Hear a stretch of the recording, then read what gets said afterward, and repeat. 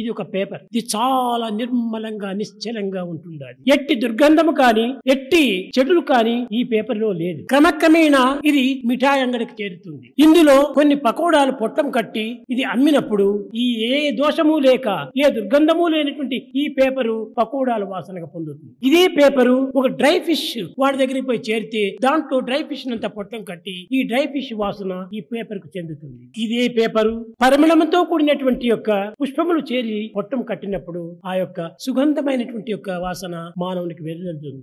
కనుక ఈ మంచి వాసనకు చెడ్డ వాసనకు ఈ పేపర్ కారణం కాదు.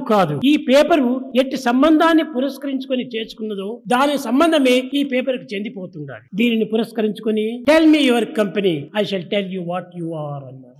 ఎట్టి వారి సంఘముతో మనం కూడుతుంటామో, ఎట్టి పదార్థముల యొక్క స్నేహంతో మనం చేరుతుంటామో దాని యొక్క ప్రభావము మానవుని యందు ప్రవేశిస్తుంది.